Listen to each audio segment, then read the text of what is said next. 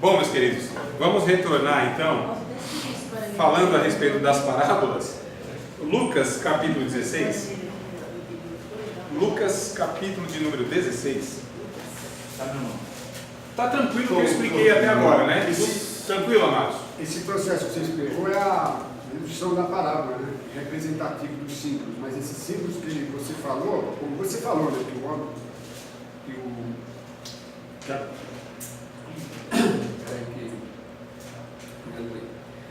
Deixa eu explicar o que seria uma parábola. Aí que representa já agora você vai veja bem, o que é uma parábola? O que é a parábola? Né? Que linguagem é essa? Que forma pedagógica é essa que Jesus usou, que nós chamamos de parábola? A palavra parábola, ela tem o significado de pôr ao lado, tá certo? Atirar para o lado, né? Paralelo, aquilo que corre ao lado, parábola, né? Ou seja, uma história contada paralelamente. É como se eu pegasse, como não, de fato é assim que Jesus fez, pegasse o cotidiano do povo, aqueles elementos, por exemplo, entre tantas palavras que Jesus contou, a gente percebe que a grande maioria delas, se não todas elas, todas não, mas a grande maioria, elas são assim do cotidiano do povo. O povo varrendo a casa, perdeu lá alguma coisa, pega a lanterna, né? Pega a vassoura, varre, da dracma perdida. A pessoa estava lá cuidando das suas ovelhas, quando vai na contagem está faltando uma, vai atrás nas montanhas e tal, parábola do filho pródigo, o joio do trigo. Então são coisas do cotidiano, né? Então Jesus pegava isso, essas histórias, e muitas delas de fato verídicas, não tem nada fantasioso, não é alegórico, de fato cotidiano das pessoas, pegava isso e trazia um ensinamento a respeito então disso, tá certo? O que é, como é o reino dos céus é semelhante a uma semente que foi plantada, etc. O reino dos céus é semelhante a 10 virgens e tal, assim assado. Então eram práticas e eram situações que o povo conhecia do dia a dia. Jesus pega essas situações e ele compara então esses valores, tá certo? Terrenos, com valores celestiais, valores materiais, situações materiais, para comparar com realidades espirituais. Isso é parábola, é uma história contada de uma forma paralela para que ele possa trazer esses ensinamentos espirituais e celestiais. Basicamente isso é parábola. Então é uma forma, né, pedagógica de você ensinar alguma coisa, é por meio de figuras e etc, símbolos e tal. Agora o que acontece? Acontece que cada uma das parábolas tem um ensinamento único. E na descrição, nas palavras, não tem em cada palavra um significado único como é a alegoria. A alegoria tem. Então Paulo, trazendo de novo o que nós falamos, a alegoria tem. Tem Sara, Sara representa isso. Agar representa isso. O Monte Sinai representa isso. Aí isso é alegoria. Cada termo, palavra lá tem o seu significado por trás. Nas parábolas não, tem um ensino, mas não tem em cada expressão, em cada elemento que é trazido ali. Por exemplo, tem o vinho, tem lá o samaritano, tem o levita, tem o sacerdote, tem o caminho, tem a cidade, Jerusalém, Jericó, tem lá os salteadores, tem lá o vinho, o azeite, a estalagem, os 2 dinheiros. Então esses são o quê? Os elementos que compõem a narrativa. Esses elementos em uma parábola não tem esses significados em cada um deles, como tem na alegoria. Tranquilo essa comparação, essa distinção, melhor dizer, distinção? Tranquilo, irmão, para distinguir o que é parábola e o que é alegoria? A parábola, quer dizer, ele usou esses símbolos, se ele, a palavra não significa aquilo que está falando, né? Não tem esse simbolismo por trás dos elementos. Na parábola. Na narrativa não, na alegoria sim. Aí eu esqueci mesmo. Tranquilo então, irmãos, até aqui para a gente distinguir. Literal, não tem que falar muito, aqui está escrito daquela forma mesmo. Poético, tem muitas vezes exagero, tem a fantasia, tem, né, aquilo que é lúdico, subjetivo. A imaginação, exato.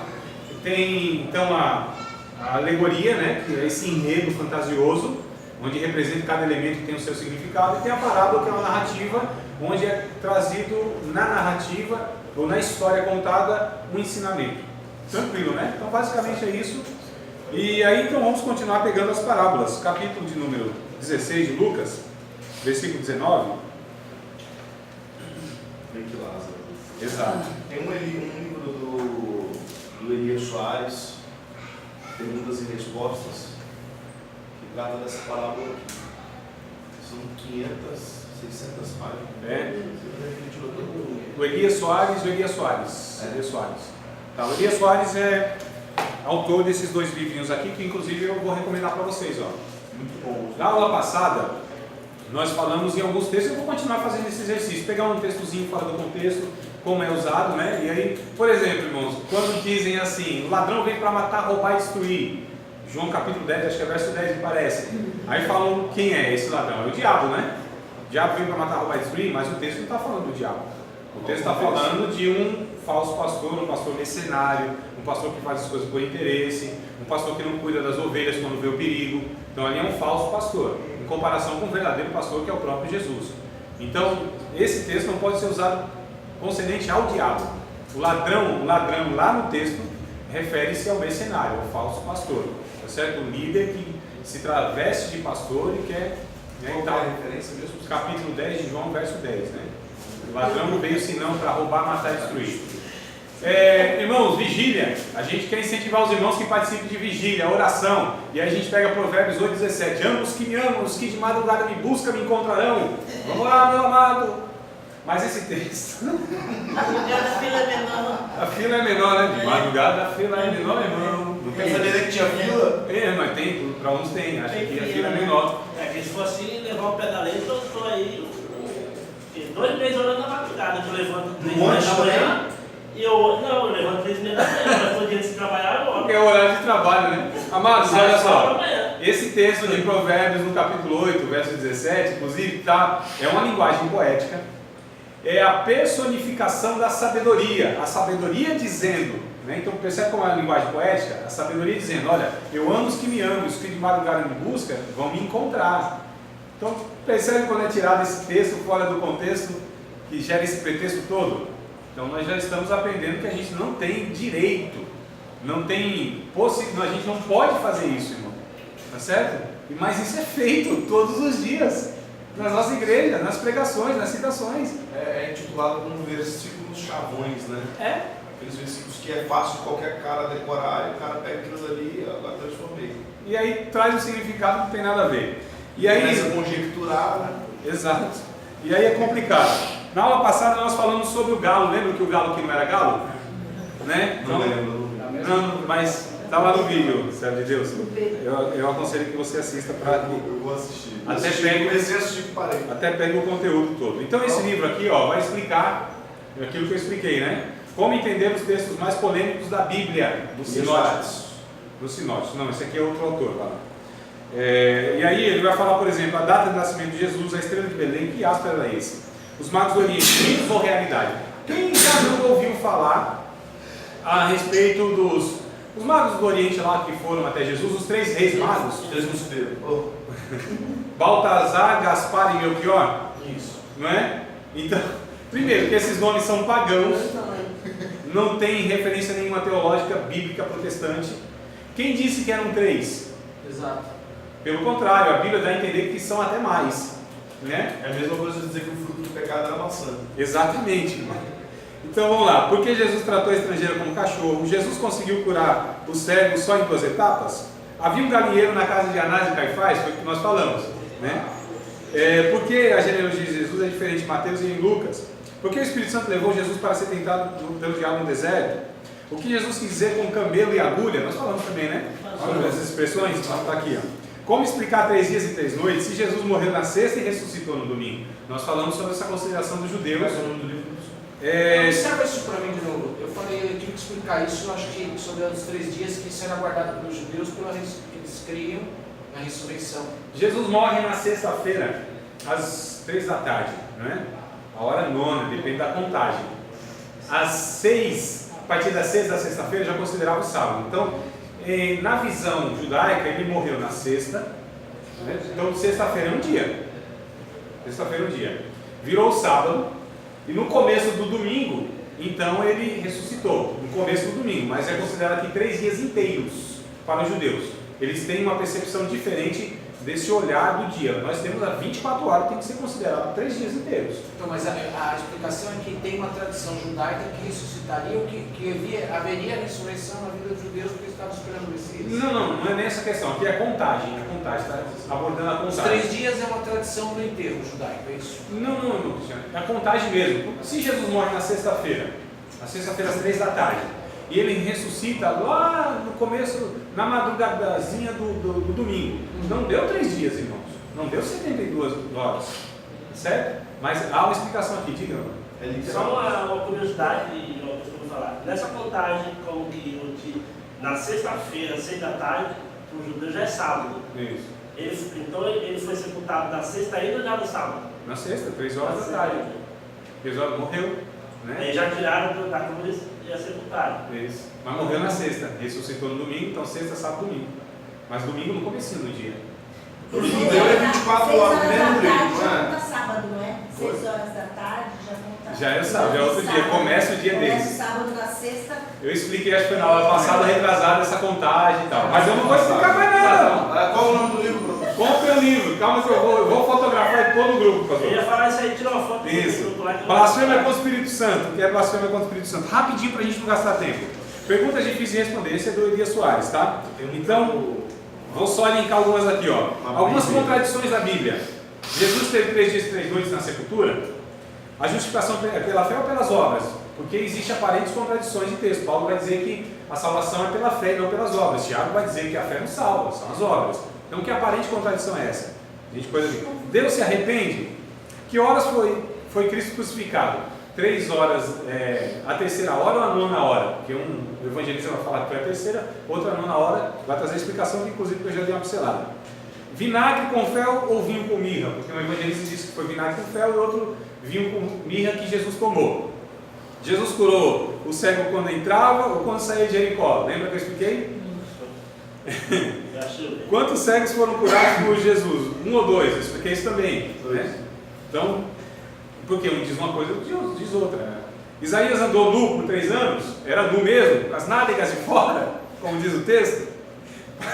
Devia ser. Dificuldades que a Bíblia apresenta, o pecado imperdoável que é blasfêmia contra o Espírito Santo. Jesus, onde esteve Jesus dos 12 aos 30 anos de idade? Quem é a pedra? Pedro ou Jesus? Sofrimento de Paulo, era o quê? O que era espinho o que era esse espinho na carne de Paulo? É o que isso era de fato. O que a lei, a que lei Paulo se refere para livrar-se dos açoites? Por que o carcereiro de Filipe quis se suicidar? Ou quis suicidar-se? Por que Jesus não quis beber vinho misturado com fel? Com quem casou Caim? Quem são os filhos de Deus? Então, é uma série de perguntas e dificuldades que a Bíblia traz. Tem um monte de outro aqui que eu não quero ler não, se a gente gasta tempo. Esse aqui, Perguntas Difíceis de Responder, volume 2, do mesmo autor Elias Soares. Olha que coisa interessante, irmãos. Quem criou Deus? De onde veio Deus? Quem criou o mal? O casamento de Oséias foi literal ou figurado? Deus é todo poderoso? Por que Deus matou Uzá? Deixa eu ver, os nomes de Deus. Jefté sacrificou a sua filha? Foi literal ou não? Eu tenho um videozinho no YouTube explicando isso, hein? E tem um monte de questões aqui que é muito interessante. Aqui são 72 perguntas difíceis e que ele responde ou tenta responder. O uso do véu na Bíblia, tipos de batismo na Bíblia, imersão, expressão. Se tivesse volume 0 era uma revistinha. Foi crescendo. Não, mas tem outros maiores. Então, eu tenho um maior lá. Esse aqui depois eu fotografo para vocês. Vamos voltar aqui, amados? Tá bom? E... Lucas 16, 19. Sim, capítulo 16 de Lucas, né? Versículo 19. Jesus conta uma parábola que eu posso até dizer e questionar. E a pergunta é uma parábola que Jesus conta no capítulo 16 aí, do rico e do Lázaro? É uma parábola? Tu colocou epígrafe como agora, se é, eu não sei. Então a gente já aprendeu que esses títulos, né? A epígrafe no caso, elas não fazem parte da inspiração. Então a gente não deve levar em conta com peso de acordo com a interpretação do seu Isso, exato. do elaborador aí, né? E o que acontece, irmãos? Alguns, ou muitos, ou a maioria, vai entender que não foi uma parábola isso. 16, 19, né? A partir de 19.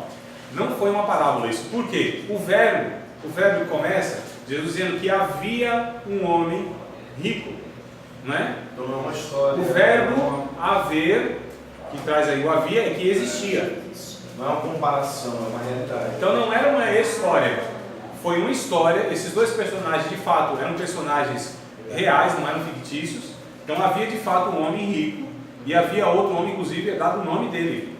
Não me lembro se outra parábola é citado o nome de alguém, parece que não, né? Então, mas aqui de fato era uma história real. Esses dois homens eram personagens reais. No caso do filho pródigo também, então não era a parábola? Tem o verbo havia? Não tem a via, mas ele começa dizendo, um certo homem tinha 2 filhos. Ah, não, aí não. Aí já traz como uma narrativa de uma história mesmo, que necessariamente não é real. Mas, por exemplo, o mesmo capítulo 16 de Lucas, o do mordomo infiel, não é isso? Tá como também no começo? Ele dizia também aos seus filhos, havia um certo homem. Havia. Esse é o verbo-chave, tá certo? Que vai nos trazer essa possibilidade de nós afirmarmos isso. Então, isso, havia mesmo, houve, existia. Ele contou em forma de parábola, porém em uma situação real. Pessoas reais, né? Então, a minha pergunta só é essa. Era uma parábola? Parece que não. Eu estou colocando para vocês aqui, irmão, uma diversidade, só para que vocês percebam que não é uma regra, é uma régua e uma regra onde a gente aplica de uma mesma forma para todas as ocasiões. Percebam que, note que a gente tem uma tarefa muito difícil, né? Que é essa coisa de considerar cada passagem como única. Pensa que é fácil, irmão? Não é fácil.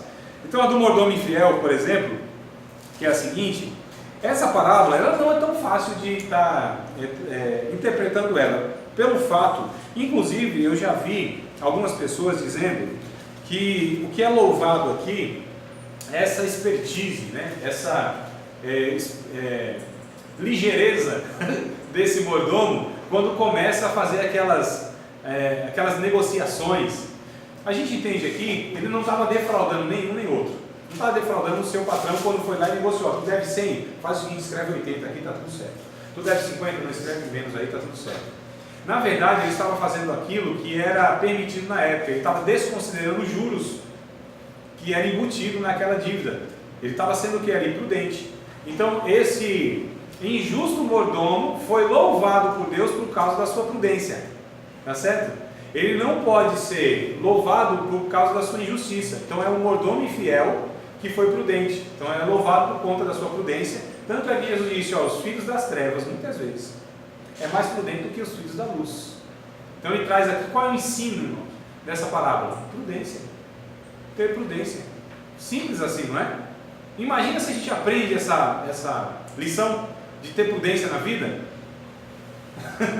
Eu acho muito valioso quando a gente entende isso e vive isso na vida. Nossa, valeu então. Aprendeu então uma pregação de 45 minutos, de 50 minutos. A gente recomenda que a pregação seja de 45 a 60 minutos, tá bom? Uma pregação adequada, boa, né? Um tempo assim razoável. Menos fica difícil, mais pode ser enfadonho. Só na aula que vocês seguram mais um pouco, porque a proposta é essa mesmo, né? É ensino, né? É ensino então, mas lá, apesar que tem pregação que você fica 2 horas tranquilo ouvindo a pessoa, porque é um negócio bom. Não pelo carisma, né? Às vezes junto o carisma junto com o conteúdo. Mas o conteúdo também já é suficiente. Mas às vezes o conteúdo, quando a pessoa não aborda bom, aí fica um negócio bem Conhece o Adriel? Adriel? Batista? Não conheço não. Então vamos lá, Marcos, só para a gente distinguir aí, tá? Marcos, capítulo... Essa do bom samaritano que você trouxe hoje, a gente ficaria 2 horas aí ouvindo você. Sim, porque, e aí, irmãos, eu ia dar significado até o pó da terra do caminho que, tá certo? Não, mas é legal isso daí, porque eu vou fazer isso. Vou ministrar dentro dessa teoria, deixar todo mundo agora. Só para ver a reação. Balde de água, senão dos irmãos. Ô, irmão, quando eu faço isso mais entusiasmado nas classes, assim, vocês precisavam ver inclusive a cara de vocês. Tem gente que E assim, estranha. É assim de... E aí quando eu falo com nós, aí vocês precisam ver a cara depois de frustração, de decepção. Pode deixar a câmera ao contrário aí hoje. Para bem registrado. Mas gravou, não gravou? Sim, eu só, né? No caso, eu sou tão narcisista que eu só gravo eu na aula. Então vamos lá, amados. Marcos capítulo 13. Capítulo 13 do Evangelho segundo escreveu João Marcos, o sobrinho ou primo do Barnabé, o evangelista, aquele mesmo menino que aparece no seu próprio relato a respeito de Jesus, seguindo Jesus só envolto num lençolzinho assim, irmão, na madrugada. Arrancaram o lençol e correu nu. Literalmente nu. Ele correu. Está parecendo um professor de filosofia. É Marcos 13. Capítulo 13. Esse mesmo João Marcos, que é aquele do capítulo 12 de Atos dos Apóstolos, onde a igreja estava reunida, orando, aleluia. Olha aí, se for gente, atenda. Se não for, não aprenda. Repreenda. Ah, é o inimigo. É o inimigo, irmão. É levante, né? Vamos lá, amado. Vou voltar aqui. Aquele mesmo Marcos, né, o João Marcos, que é o sobrinho do Barnabé, que a sua casa é ali, então, em Jerusalém, onde a igreja estava se reunindo para orar e interceder em favor de Pedro. Tá certo? Esse mesmo João Marcos, que foi por Paulo rechaçado, né, e houve uma pendenga, uma briga lá entre ele e Barnabé, porque o menino novo não segurou a bronca lá de estar andando com eles na obra missionária. Então Paulo não teve tolerância. Então esse João Marcos. Então a gente vai rastreando, né, as pessoas na história bíblica. Eu acho interessante isso, essa compreensão do todo que a gente tem. Isso favorece muita coisa. Marcos capítulo 13, verso 24 até o 37, eu vou pegar aqui um texto, eu vou fazer o exercício de interpretar. Tá certo? Fica dando risada na nossa cara. Não, pastor, essa aqui eu vou trazer mesmo. Irmão, pode ficar tranquilo, porque eu vou tentar trazer a interpretação correta, tá? Então eu não vou aqui fazer essa pegadinha não. Acabou as pegadinhas de hoje, eu acho. Tá bom? Vamos lá. Talvez, né? Capítulo 13 de Marcos, versículo de número 24 até o verso número 37. Eu não sei na Bíblia de vocês, mas no verso 32 tem um subtítulo lá, né? Então desconsidere isso, tá? Não leiam, não, amados. Me ouçam aqui, porque eu vou ler com vocês e nós vamos reler de novo. Então tranquilo, o exercício é esse. Nós lemos, voltamos na leitura, a gente, né, vê aí ponto por ponto, expressão por expressão e tal. Eu só vou tentar exemplificar como seria um estudo adequado de um bloco, de uma perícope, né? De um recorte, de um bloco aí, de um texto, tá bom? Então eu vou fazer primeiro a leitura, que é o mínimo que se pode fazer, né? Começa pela leitura correta, respeitando pontos e vírgulas, entendendo a fala ou a escrita. A gente já viu que isso é importante, não é? A escrita, a pontuação e tal, para a gente interpretar. Então eu vou ler com vocês compassadamente, respeitando pontos e vírgulas, tá bom? Vocês me acompanhem. Se a versão for diferente, tenta acompanhar. Ora, naqueles dias, e a gente vai ter que fazer perguntas enquanto a gente lê. Que dias era isso? Exato. Então, só que vão guardando na mente isso. Depois eu vou tentando responder. Outra regra, irmãos, nós temos que fazer perguntas para o texto e a gente vai respondendo. Isso é automático. À medida que a gente vai fazendo essas perguntas e respondendo, as interpretações, ou a interpretação, elas já vão vindo quase que automaticamente, porque a gente está solucionando já essas questões. Vocês notem, amados, que na verdade quando a gente segue as regras, né, que a gente propõe da hermenêutica, já vai se solucionando um bocado de problema. Vocês estão notando isso? Aleluia. É o inimigo, é o devorador. Agora é uma coisa. Não, então não, agora é o servo de Deus. Isso para ele aqui é um amigo, servo de Deus. É o Júnior, se for o Júnior, manda paz para ele aí. É difícil falar que esse nome, meu Deus. Então vamos lá, amados. Vocês, quando leem, quando vocês lerem algum texto, todas as vezes observem com calma cada palavra, cada situação e vão fazendo esse exercício de perguntar, tá bom? Então vamos voltar no verso 24, os irmãos já estão quase no final da leitura. Vamos lá, verso 24. Ora, naqueles dias, depois daquela aflição. Só no versículo 1 ainda, tá? Então vamos lá. Ora, naqueles dias, depois daquela aflição, o sol se escurecerá e a lua não dará luz. Eu sei que vocês, na cabeça de vocês, estão perguntando se é literal, vai ser assim mesmo, isso não tem um símbolo, o sol não representa isso, a lua aquilo. Calma. E as estrelas cairão do céu e as forças que estão no céu serão abaladas. E então verão vir o Filho do Homem nas nuvens com grande poder e glória. E ele enviará os seus anjos e ajuntará os seus escolhidos desde os quatro ventos da extremidade da terra até a extremidade do céu. Aqui é um texto escatológico, tá certo? Então há uma profecia para o futuro. Olha, observem, no verso 28 já começa uma linguagem parabólica. Dentro desse texto profético, desses versículos iniciais que nós lemos, já começa aqui agora uma outra linguagem.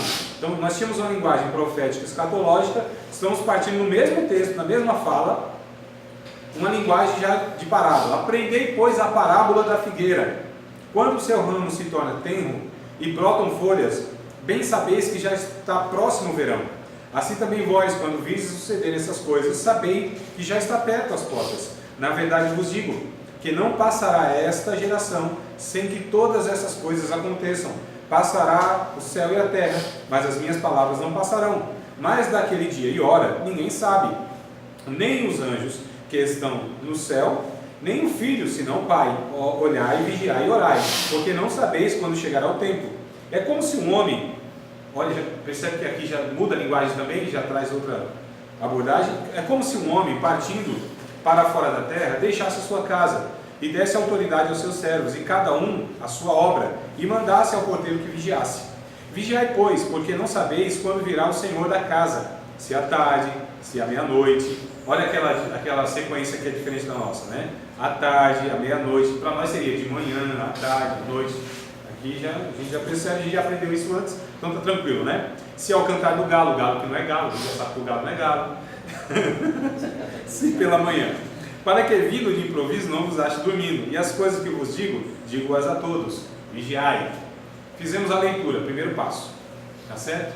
Segundo passo, vamos retornar à leitura. Nós vamos começar a fazer perguntas para o texto. Fazer a primeira? Não pode fazer pergunta, não. É eu que vou fazer as perguntas. Vocês façam as suas perguntas depois, porque eu não vou falar nada que vocês perguntarem. Eu estou fazendo a minha interpretação e o meu exercício. Davi, aqui é bruto o negócio. Calma, eu estou brincando, daqui a pouco você. Tá bom? Deixa eu só exemplificar como eu faria e depois.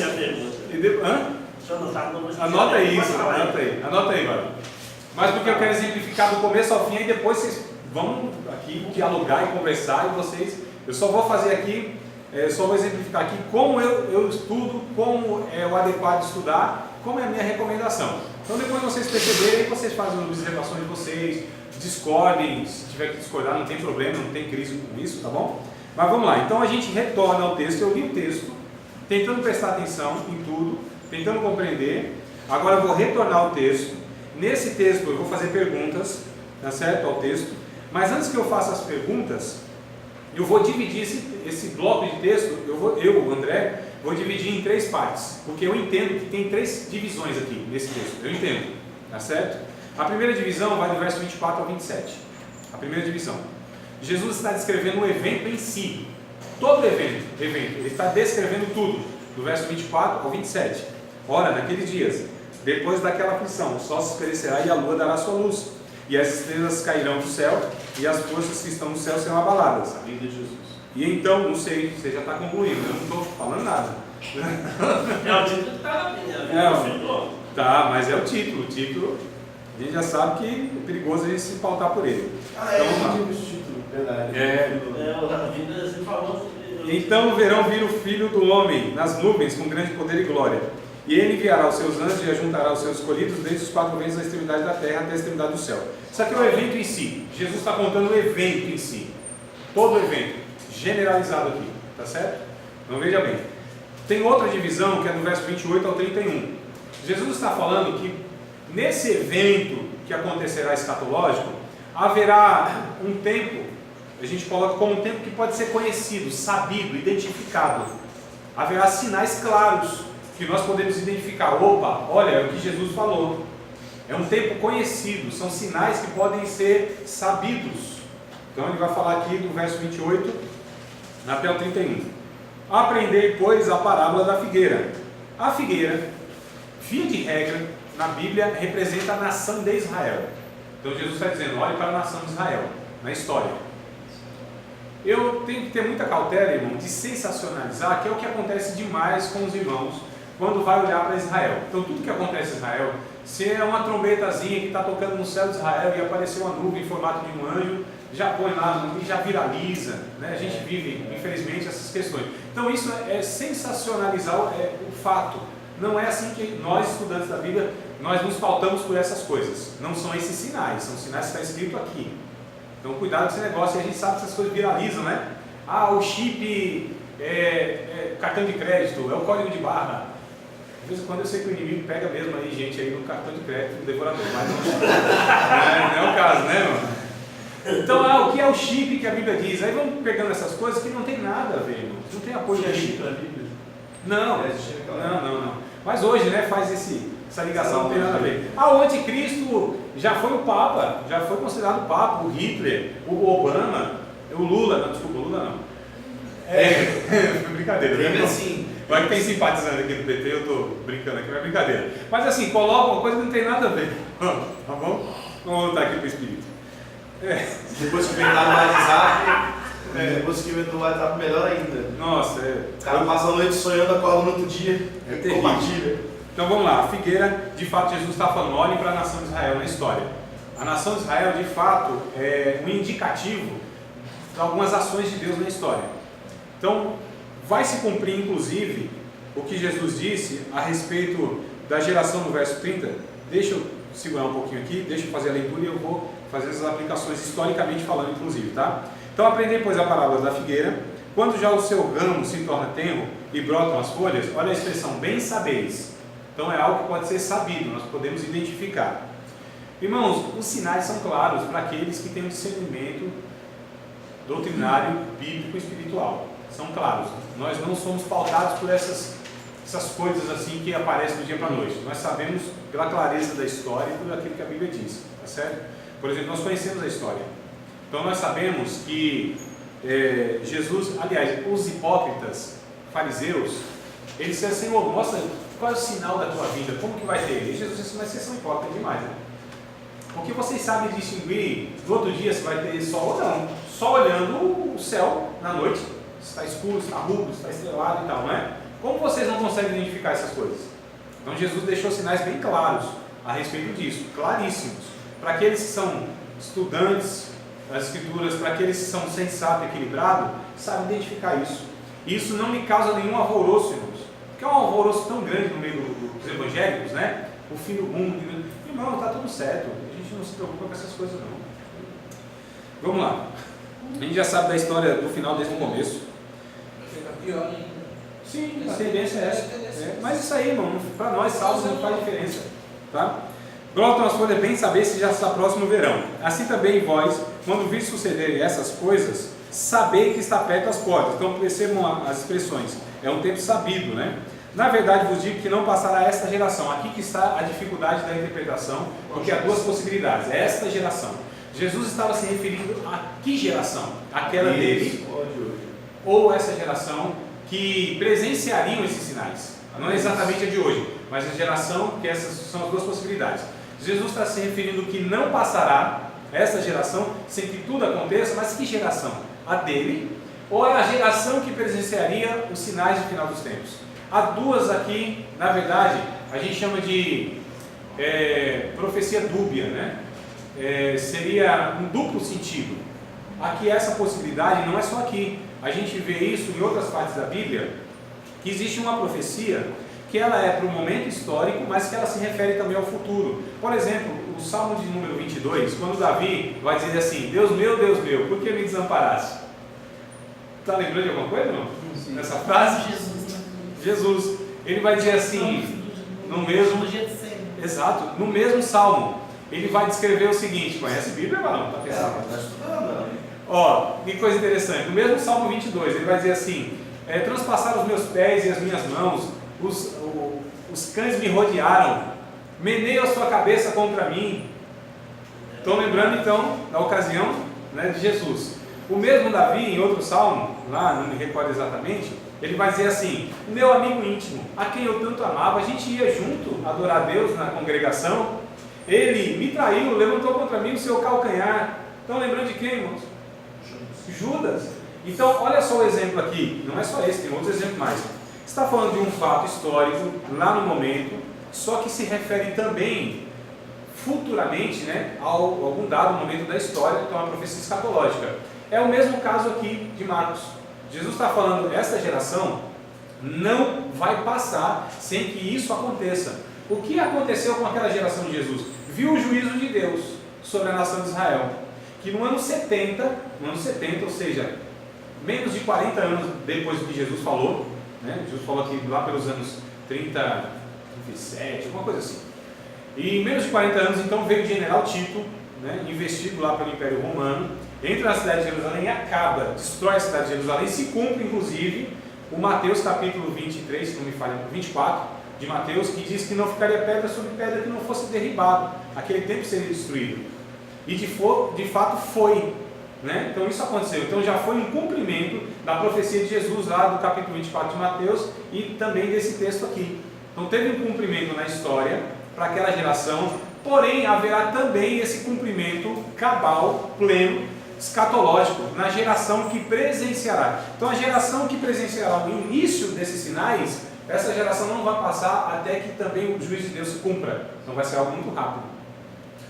O fato de ser profético indica que possa ser essa geração. Ou não? Poderia ser profético naquela geração? Naquela sim, foi uma profecia porque diz respeito a um futuro, mas um futuro bem curto, né? 40 anos aproximadamente. Mas a gente chama de profético escatológico, porque diz respeito ao final dos tempos. Então existe profecia que não é escatológica. Isaías foi muito mais escatológico do que ele fala de Jesus, porque ele fazia não uma escatologia. Né? Sim. Agora, irmão Cristiano, olha, como é complexo, quando a gente vai desdobrando aqui as coisas, a gente vai... Do 24 então ao 27... Do 24, não, do 24 ao 27 é o evento em si. Do 28 ao 31 é um tempo conhecido. Eu não estou usando essa expressão escatológica, é um tempo conhecido, tá? É um tempo conhecido. Mas, por exemplo, quando a gente fala de escatologia, a gente fala que tem uma escatologia iniciada. Qual é a escatologia iniciada? Com a vida de Jesus. A vida de Jesus é uma escatologia iniciada. A gente chama de o agora já e o ainda não. Agora já, mas ainda não. Agora já iniciou, mas ainda não vai ser consumado ou foi consumado. Agora existe uma escatologia, essa escatologia que ela é terminada, que é o final dos tempos. Então quando a gente fala de escatologia, é muito mais abrangente do que só o final dos tempos. É o início, na verdade, da escatologia com a vida do Messias. E quando a gente pega a escatologia veterotestamentária, lá de Daniel, por exemplo, nas 70 semanas, nós vamos ter uma matéria que vai tratar sobre essas questões aqui que a gente está pontuando agora. A gente percebe que aos profetas não foi revelado esse período da igreja que já dura 2000 anos. Aos profetas foi revelado 490 anos até que o Messias viesse, o anticristo, aquela bagaceira toda que a gente conhece. Então ao Daniel foi falado de 70 semanas, refere-se literalmente a 490 anos. Só que até Jesus foi 483 anos. Então faltam 7 anos, que na escatologia a gente vai falar que são os últimos 7 anos e tal e tal. Então calma que a gente vai falar, e escatologia é um negócio assim, um pouco complexo, né? Vamos voltar aqui. Então essa geração refere-se aí que há dois julgamentos, o julgamento histórico, que aconteceu no ano 70, e o escatológico, né? Que virá ainda, que é o verso 30 aqui. Então, essa geração, sem que todas essas coisas aconteçam, passará o céu e a terra, mas as minhas palavras não hão de passar, ou não passarão. Do verso 32 ao 37, Jesus está falando de um tempo que é desconhecido, ou seja, de acontecimentos que haverá, que nós não vamos conseguir identificar. Existe no próprio Apocalipse, no capítulo 10 de Apocalipse, a gente percebe que houve revelações a João que Deus não autorizou ele passar para nós. Está lá no capítulo 10, depois vocês vão em Apocalipse, que quando ele ouve os trovões, que são as vozes, e ele foi escrever então, porque ele ouvia como trovões, mas ele teve a interpretação, melhor dizendo, a revelação daqueles trovões, daquelas vozes, dizendo para ele os acontecimentos do final dos tempos. Quando ele foi escrever, aí a voz vem dizendo assim, não escrevas, sela a voz dos trovões. Ou seja, tem coisa que João, o apóstolo, ouviu, que vai acontecer no final dos tempos, que ficou só para ele. E Deus não autorizou. Então o Apocalipse fala do que vai acontecer, mas não tudo. Então tem coisas que são desconhecidas para nós aqui. Então olha esse tempo desconhecido, olha as expressões. Mas daquele dia e hora ninguém sabe. Aleluia. Nem os anjos que estão no céu, nem o Filho, senão o Pai. Outra questão, então Jesus não sabe o dia da sua vinda? Opa, nesta ocasião não. Mas hoje sabe. Nesta ocasião não. Na condição humana que ele estava, limitado como ser humano, e cristologia nós vamos estudar isso. Jesus, na sua condição humana, limitou-se ou autolimitou-se, tá certo? Na sua condição humana, não deixou de ser Deus, mas deixou de usar ou de ter as prerrogativas de Deus, não utilizou os seus atributos divinos, né? Teve por usurpação ser igual a Deus. Oi? Teve por usurpação ser igual a Deus. Ele se esvaziou, né? No Filipenses capítulo 2, é esse texto exatamente que nós usamos, irmão Matheus. Pode ler de novo. Hã? Pode ler de novo, né? Ponto para Então, essa ler. questão aqui, nem Jesus sabia quando ia voltar. Na ocasião, não. Nesse texto. Na ocasião, não. Isso, né? Na ocasião, nem Jesus sabia quando ia voltar. Não. Porque está escrito aqui, ó. Nem os anjos que estão nos céus, nem o Filho, senão o Pai. Na ocasião, na condição humana, Jesus não sabia. Tudo que Jesus sabia e fazia era por causa da revelação e da ação do Espírito Santo sobre sua vida, irmãos. Tá certo? É por isso que ele disse: vocês vão fazer as obras que eu faço e as farão maiores. Porque o que Jesus fazia, não fazia como Deus, e sim como um homem cheio do Espírito Santo, ungido pelo Espírito Santo. Tá bom? Então, sendo o exemplo que nós devemos ser. Exato, exatamente. Olhai, vigiai e orai, porque não sabeis quando chegará o tempo. Então olha só, não tem ocasiões aqui que... É como se o homem partindo para fora da terra deixasse sua casa e desse autoridade aos seus servos, e cada um a sua obra, e mandasse ao porteiro que vigiasse. Vigiai, pois, porque não sabeis quando virá o Senhor da casa. Outra expressão, não sabe se é à tarde, se é amanhã, se é à noite, se é o cantar do galo, que não é galo, se é amanhã, para que vinde de improviso não vos deixe dormir, e as coisas que vos digo a todos, vigiai. Então é isso aqui, irmãos, ó, o que eu faço. Isso aqui que eu faço, ó, aqui, ó, o que eu faço, estudo, tá certo? Pego o texto, ó, faço anotações, divido, faço observações, peguei comentários. Isso é fruto dessa exposição que eu fiz, de reflexões, de leitura, de pensamentos, de ouvir outras pessoas, tá certo? É assim que se estuda a Bíblia. É com todos esses amparados. Para eu afirmar tudo isso aqui, que eu estou afirmando, eu demorei um tempo, bastante tempo, muita leitura, reflexão, pensamento, diálogo, conversa. Então é assim que a gente faz, sem pressa nenhuma.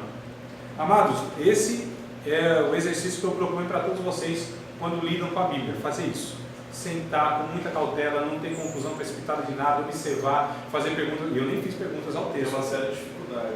Exato, eu nem fiz perguntas ao texto. Porque se eu faço perguntas ao texto, eu tenho que ir respondendo, vou procurar as respostas. Se eu faço isso, então a gente ia passar um bocado de tempo aqui. Tu quer perguntar rapidinho, porque eu tenho outra coisa para falar e eu queria falar dessa aula. No decorrer aí já acabou. Pronto, então tá aí, ó. Vamos lá, mano. Vamos lá no capítulo 13 de Mateus. Apaguei a minha ideia e Pronto. achando mais. Então olha uma dica aí, ó. Querendo fazer alguma pergunta, espere. Se o professor não falar, você faz. Não se precipite. Não se Esse é o precipite. problema que eu tenho para a minha vida. Marcos, Capítulo de número. Aliás, é Marcos mesmo, depois eu vou para Mateus. Vamos lá em Marcos. Capítulo 35. É pensamento. Rapaz, ela tá até onisciente já, sabendo até que vai falar. Não, eu falei. foi sem querer. Mas eu falei, Mateus. Eu entendi Marcos. É que as mulheres têm assim um radar mais Sétimo sentido, né? É a caixa, várias caixas. Vamos lá, irmão. Eu vou falar sobre duas parábolas nesses 15 minutos, pelo menos vou tentar. São duas parábolas, tá? E eu quero aqui também trazer para vocês uma observação. Quantos anos José demorou para ser governador depois do sonho? 17? Não, ele tinha 17 na ocasião que foi vendido pelos seus irmãos. 33, 12 anos, 13 anos. Em torno de 13 anos, que ele tinha uns 30 anos, né? Até ele chegar lá ao local de exaltação. E aí ele tinha seus 30 anos à semelhança de Jesus, quando chegou nessa posição aí. Mas está escrito lá, né? Em capítulo 37 de Gênesis, que ele tinha 17 anos. Um jovenzinho ainda, né?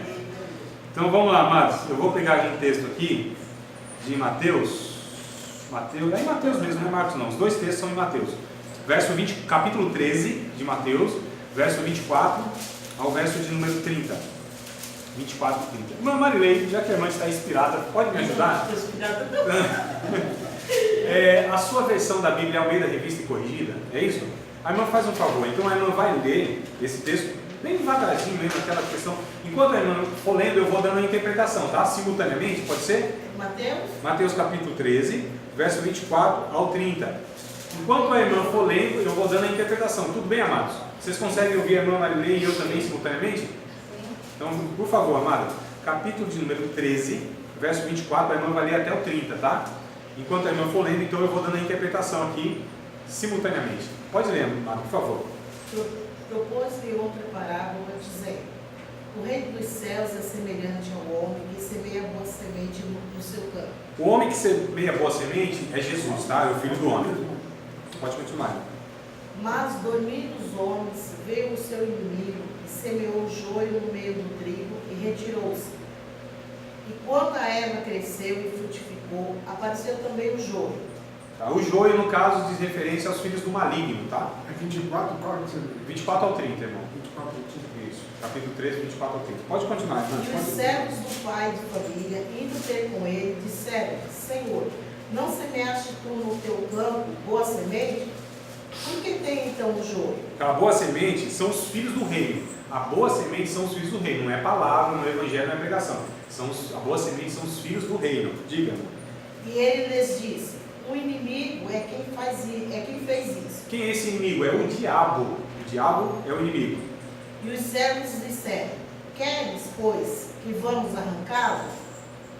Porém ele lhe disse: não, para que, ao colher o joio, não arranqueis também o trigo com ele. Deixai crescer ambos juntos até a ceifa. A ceifa é o fim do mundo, irmãos. E por ocasião da ceifa, direi aos ceifeiros: Os ceifeiros são os anjos. colhei primeiro o joio e atirai em molhos para o queimar, mas o trigo ajuntai-o no meu celeiro. Isso. Acabou? Você viu a interpretação? Fácil, né? Para eu chegar a essa interpretação, eu tive que estudar muito, ler bastante e pesquisar muito. Não é pegadinha não, igual a moça Maritana, né? Não, aqui é a interpretação exata que eu dei, correta que eu dei. Tive que estudar demais, ler muito. Agora, se vocês não quiserem ler muito, estudar demais, é só ler o verso 36 ao 43. Certo, irmão? 36. Se vocês lerem o verso 36 e 43, vocês não precisam estudar muito, nem ler muito.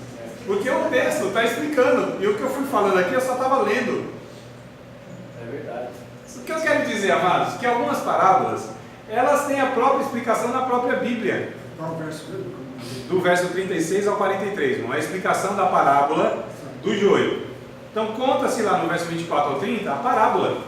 No verso 36 ao 43 tem a explicação. O que acontece muitas vezes? É a preguiça nossa de ler. Não é, irmão? Aí a gente fica imaginando. Essa parábola não precisa que o professor André traga a explicação. Jesus trouxe a explicação, está claro na Bíblia. Aqui na versão que eu tenho é uma vida especializada. No versículo 36, o título já fala a explicação da parábola. Isso não é a minha também aqui, ó, a explicação. O que eu quero passar para vocês, irmãos, às vezes a Bíblia é suficiente para interpretar, nem precisa de uma investigação, de uma pesquisa, de uma explanação de professor. O professor tem que levar em consideração que está dizendo assim no 36, ele chegando ao pé dele, de Jesus, os seus discípulos dizendo: explica-nos a parábola do joio e do campo. A Isso explicação quer dizer foi que dada. nem eles entenderam. Não entenderam. Eles É não verdade. entenderam. Mas as parábolas, amados, Então não é fácil de entender, não. não, eu vou pegar o gancho É. do pastor Antônio aqui, que é o que acontece, amados. As parábolas, Jesus só começou a ensinar as parábolas. Só para completar, literalmente era para ouvir e não para ler, né? Versículo 43. Quem tem ouvidos para ouvir, que ouça. Sim, exato. Agora, vamos pegar essa questão aqui. Olha só. As parábolas só foram contadas por Jesus no final do seu segundo ano de ministério. Jesus teve 3 anos e meio aproximadamente, né? O período do seu ministério, do batismo até a morte, a ressurreição e a ascensão. Então, no final do segundo ano, para o início do terceiro ano, ele começou a ensinar por parábolas, ou seja, no final do seu ministério. Há uma exceção de Lucas capítulo 7. Ali é a única parábola que Jesus conta fora desse período. Mas todas as outras, ou seja, no final do ministério, Jesus conta por parábolas. Qual é a finalidade de Jesus começar a contar, começar a pregar por parábolas? Tinha pelo menos dois motivos. O primeiro, entenda que a multidão que seguia Jesus, nem todos eram sinceros, honestos, e queriam de fato seguir Jesus. Jesus não tinha crise com multidão. Jesus não tinha crise, que é a crise dos líderes atuais, né? De ter multidão que o sigam, de ter uma igreja grande, multiplicada, tudo isso. Jesus não tinha essa crise. Ele queria pessoas que o seguissem, aqueles só que entendessem quem ele era. E isso era uma motivação correta. Capítulo 6 de João, a gente percebe lá que quando Jesus viu que a motivação daquela multidão de milhares de pessoas seguindo, não era pelo fato de ter entendido que ele era quem era, o que dizia que era, e sim pela providência, né? Pelo milagre, pela ajuda, pelo benefício. Então, tá certo? Aquele povo acho que era um pouco mais de esquerda extremista, né? De olho no benefício. Então, o que acontece? O que acontece? Jesus ele disse: não, vocês não estão entendendo. Aí aquele discurso duro, o povo deixou, sobrou os 12, vocês querem também pode ir. Então Jesus estava interessado em gente que o seguisse de fato pelo entendimento de quem ele era. Então as parábolas tinham essa finalidade, de fazer uma triagem, de peneirar, selecionar, tá certo? Então ele contava a parábola, um negócio assim meio, nossa, ninguém entendeu, nem os discípulos entenderam, nem os discípulos. Só que qual era a diferença? E aí Jesus já utilizava dessa peneira, que os curiosos, irmão, embora. Ah, muito difícil esse negócio de parábola, ninguém entendeu nada, embora. Agora os que ficavam, aí falam assim, olha, nós não entendemos a parábola, explica. Queremos entender, né? Explica. Ah, vocês querem então entender? Então vocês estão interessados? Vocês têm uma necessidade no coração? Vocês têm desejo de fato de entender a minha mensagem? Então fica aqui que eu vou ensinar. Todos aqueles que se demoram aos pés de Cristo, todos aqueles que se propõem, se reservam, que se aplicam, que se dedicam a entender a vontade de Deus e a palavra de Deus, Jesus é o primeiro e o mais interessado em explicar. Não é certo? Agora essa multidão curiosa anda por aí, do jeito que anda, que a gente sabe, seguindo Jesus só por conta do milagre. Quando não entende alguma coisa, deixa pra lá. Mas Jesus, ele tem interesse. Então, nem eles entenderam, não foi a primeira vez. Naquela lá que Jesus disse assim, quando eles entraram no barco, acautelai-vos do fermento de Herodes. Paz, os discípulos falaram assim, porque a gente não trouxe o pão lá, esqueceu de trazer o pão aqui. E Jesus disse, não é isso. Então percebe que o que Jesus falava não era tão claro nem para os discípulos, muito mais para nós, irmão, né? Então a gente percebe aqui que a explicação muitas vezes está no texto, no próprio texto. O Mateus capítulo 13, que é a primeira parábola, que é a chamada parábola das sementes, né? Parábola do semeador, melhor dizendo. Jesus conta, o homem saiu a semear, uma semente caiu à beira do caminho, outra caiu em pedregais, outra em espinhos, e outra em boa terra. E essa boa terra deu fruto, né? A 30, a 60 e a 100, ou a 100, 60 e 30 e tal. Então aqui, se a gente ler um pouquinho mais para frente, Jesus vai explicar o que significa cada elemento desse. O que significa a semente, a beira do caminho, os pedregais, o espinheiro, a terra com espinho, e a boa semente. Ele vai explicar tudo isso. Então a parábola aqui já tem uma explicação se a gente ler um pouquinho mais para frente. O que eu quero incentivar a vocês é que leiam a Bíblia, que muitas vezes a Bíblia tem uma resposta para aquela passagem. Ou em outra parte da Bíblia tem a explicação daquela passagem. Vocês percebem que nem tudo é tão complexo assim, ou tão difícil, ou exige um estudo mais aprofundado. Muitas vezes a Bíblia explica a própria Bíblia, quando ela é lida adequadamente, quando ela é lida, melhor dizendo. Adequadamente também, quando é lida. Tudo bem, amados? Tranquilo? Só uma pergunta. Para ler, né? Entender bem. Será aconselhável ler o versículo inteiro ou ler essas partes com vocês que não têm interesse? Tem a Bíblia toda, irmão. Não, mas quando você vai entender o versículo. Não, é sério, não estou brincando. Não, porque, ó, veja bem, não, eu falei. Não sei, eu entendi o que você quer Galera, dizer. Tem que estudar, se não ler, não aprende. Desculpa aí se foi se deu a entender de um tom de ironia, não é não. Eu estou falando sério. Não. Nós precisamos, na verdade, ter uma base de conhecimento do todo da Bíblia. Isso tem que ter. É por isso que a maioria de nós, daqueles que começam a estudar a Bíblia, eles começam assim mesmo. Vou estudar essa passagem, vou estudar essa passagem. Está errado. Essa abordagem está errada. Só uma pergunta. No texto tem aquelas versículos, que nem aqui já tem uma parábola do trigo, Sim. do joio. Não é conveniente ler só esse texto que está falando do joio e do trigo Não. e interpretar. É bom ler o texto inteiro, o capítulo Isso, inteiro. exato. É isso que eu queria dizer. Exato. Porque há muitos anos, desde quando eu tinha aceitativa, eu ia para esses textos para entender. Sim. Então não é conveniente, né? Tá bom. Não é, mas eu quero ainda aproveitar, foi bom essa colocação sua, irmão, porque eu quero aproveitar o seguinte, na verdade, amados, como se inicia o estudo da Bíblia? Primeiro se inicia com uma leitura para que você se familiarize com os fatos históricos, com os livros da Bíblia. Então, começa por aí, lê a Bíblia, lê, tá certo? Da forma mais simples possível. Olhando para ela de uma forma literal, mas lendo. Simples, de Gênesis a Apocalipse, lê de Gênesis a Apocalipse. Comece a se familiarizar com os textos históricos, com os livros da Bíblia, começa por aí. Depois então que nós temos esse conhecimento básico da Bíblia, seus livros e fatos históricos, então a gente começa a estudá-la nos seus pontos, né? Nos seus temas, nos seus pontos, nos seus trechos. Aí nos trechos nós vamos pegar toda a fala, se é um capítulo todo, é um capítulo. Mas mesmo assim, eu nem recomendo ainda que o segundo passo seja ler, seja estudar, melhor dizendo, os pontos, e sim estudar o livro. Então, li a Bíblia toda, me familiarizei com as histórias, os momentos históricos, os livros da Bíblia, sei onde fica Naum, sei onde fica Joel, conheço Filemão. Tem gente que nem sabe que tem Filemão, mas está no Novo Testamento, inclusive, né? Porque aquele período do Pokémon era fácil achar Pokémon, queria ver achar Filemão. Então, aí o segundo passo é então estudar o livro todo. Vamos estudar Mateus. Então pega o comentário de Mateus, todo Mateus, no capítulo 1, quem era Mateus? Mateus escreveu para quem? Ele falou a respeito do que? Aquelas perguntas todas vão ter que ser respondidas. Qual foi o ano que Mateus escreveu? Como ele quis apresentar Jesus no seu relato? Quem era o público? Para quem escreveu? Todas essas questões têm que ser respondidas. Estudei o livro, aí eu vou estudar passagens específicas dentro do livro.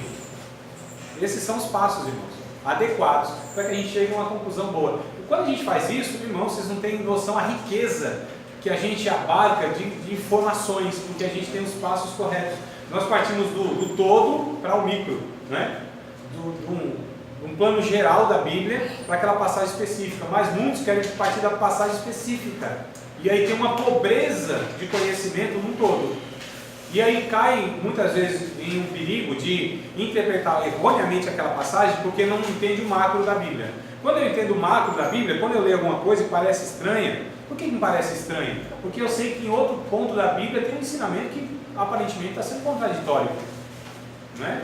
Então, quando eu tenho um conhecimento geral da Bíblia, a Bíblia não se contradiz doutrinariamente falando, não tem contradição, de ensino mesmo. Então, se eu conheço o ensino geral da Bíblia, aquele texto, eu já vou identificar se eu tenho uma abordagem de uma forma equivocada nele. Então, essa é a minha recomendação para quem estuda a Bíblia. Tá certo? Conheça o máximo possível da história, os livros da Bíblia, aí comece a estudar livro por livro. Dentro do livro, aí comece a estudar os blocos que nele contém. E nesse bloco, pegue o máximo que tem lá, se são 2, 3 capítulos que o autor está falando, por exemplo, o Sermão do Monte, que nós já falamos aqui, refere-se ao capítulo 5, 6 e 7.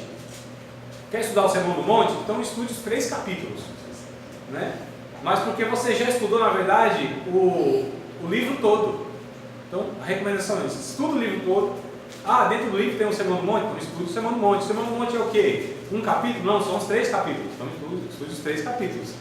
Versículo por versículo dentro do todo. Uma recomendação que eu dou paralela ao curso de sobre quando isso eu estiver errado é a frequência na escola bíblica dominical.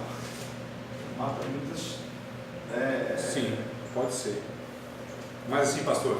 ele fez um sim assim, depende da doutrina.